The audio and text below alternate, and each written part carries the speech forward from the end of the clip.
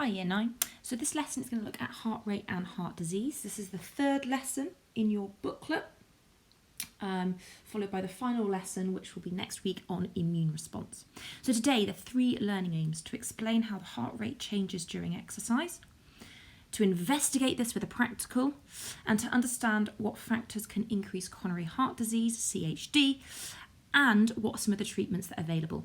So having a look at the starter question, can you measure your resting pulse rate? Now, some of you will have watches that allow you to do this, or you can simply do this by measuring your pulse rate for about 20 seconds and then timing that up to make it for a minute. And there's some suggestions of that later on linked with the practical. So what factors can increase your heart rate?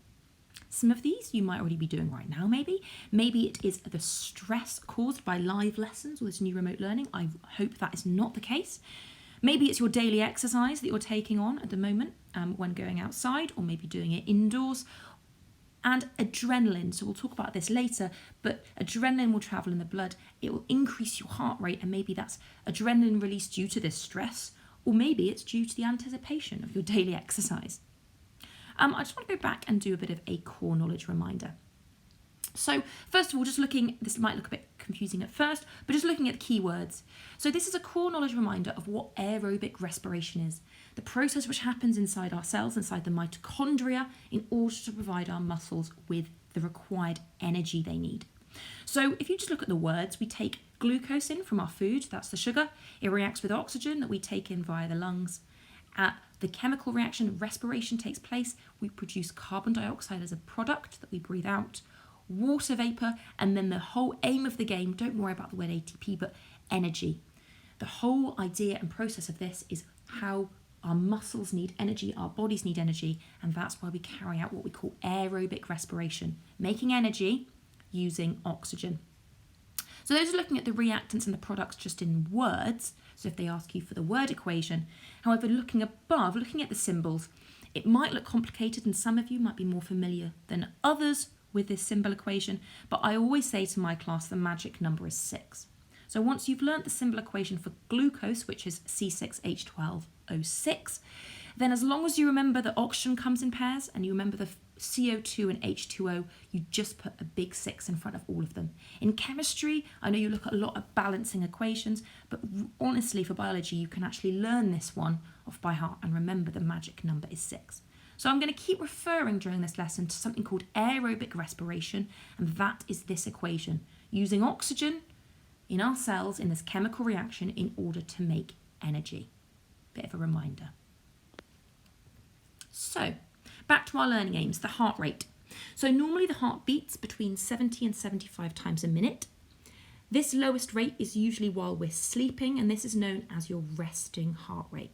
However, as mentioned, exercise and stress can raise your heart rate as the body prepares to increase its energy demand. As the muscles increase, and here's our keyword, link back, aerobic respiration. Okay, they increase the rate of aerobic respiration. They need more oxygen to make more energy. To increase the supply of oxygen to the muscles, 2 things happen. Your heart can beat faster and it can push a greater volume of blood per beat. So we say the heart rate can increase, the beats per minute can increase, and the volume of blood pumped can increase, and we call that the stroke volume. So it can beat faster and it can push more blood. A stroke volume increases. Now we mentioned this already, but the adrenal glands are located just above the kidneys. Adrenaline is a hormone which is released from the adrenal glands. It's a hormone, so it travels in the blood, and adrenaline will cause your heart rate to increase. So it will cause your heart rate to start to increase, to pump more blood, to supply your muscles with more oxygen. You keep coming back to these key words so that our muscles can respire more, aerobic respiration. And we say it prepares the body for fight or flight response. So the muscles are supplied with more oxygen, so we can either fight the lion in front of us, the danger, or we can run away from it. Now, depending on your teacher, they might ask you to carry out a practical on this. So it's a practical looking at how exercise can affect your heart rate. And they might post on Google Classroom or OneNote the method sheet for this. It's very self-explanatory. Take your way through the steps, and I'm going to be asking my class to do this and to produce a graph which I'd like them to upload to OneNote as well. But that will be posted, further information on that.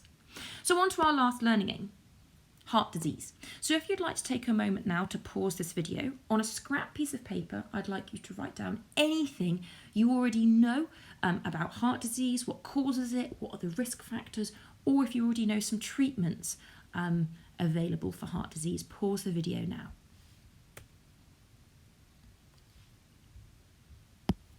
So you will be asked to, after listening to this and doing some of your own research, you'll be asked to produce a poster highlighting the dangers of coronary heart disease and the risk factors and the things I'd like you to include. First of all, what is coronary heart disease, CHD?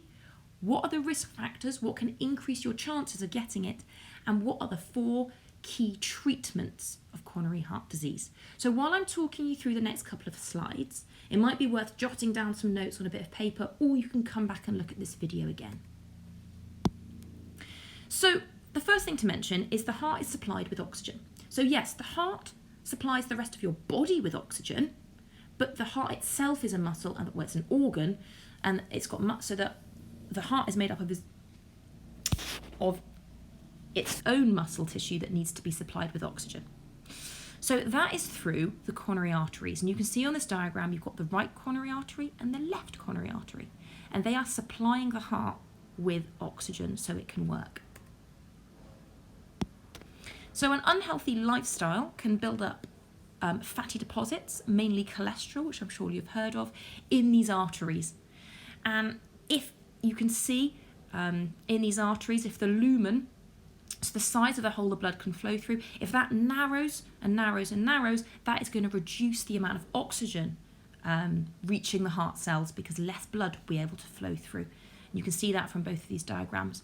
Now, quick warning, I'm going to show you some pictures from a human artery.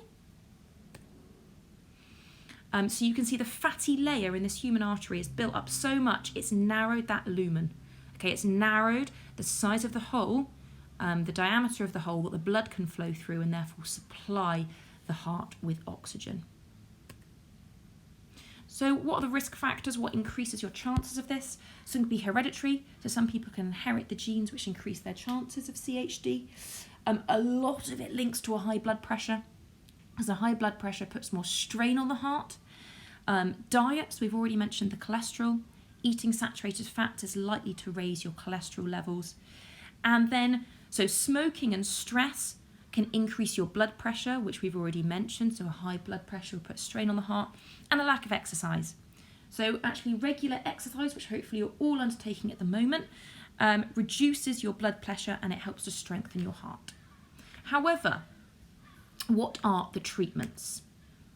So I'm going to talk about the 4 key treatments that you need to know about, and you can make notes as I go through if you like. So the first one is using stents. So you can see a stent here in this diagram is a mesh device inserted into the artery, and it pushes out on the walls of the artery and helps to keep it open, so it increases the diameter of the lumen so that the blood can flow through and supply the heart with oxygen. It's less dangerous and it's much faster for recovery than putting in a heart bypass. The next one is statins. So this is a drug which helps to reduce the cholesterol. So we've mentioned cholesterol already, so if you reduce the cholesterol, there's going to be less buildup of those fatty deposits. And an advantage of this is obviously there is no operation needed. There's no invasive surgery. I've not put in a picture here for you. I've tried to, for those that don't like it, but a transplant, so a completely new heart transplant. However, this is obviously a very serious operation. So there is a high risk that comes with this, and you must be matched with the correct donor. And finally, linking back to lessons 1 and 2, really, when you're looking at the different types of valves that you find in the heart, something can go wrong. You can actually insert artificial valves. So you can replace the valves with either donor valves or, as you can see in this picture, artificial mechanical ones during open heart surgery. Advantage is you don't need, it's not a full heart transplant, however it's still invasive surgery, so risks come attached with that. And you can see from this diagram there's an example of a mechanical valve that can be put in, or there is a tissue valve that can be put into place.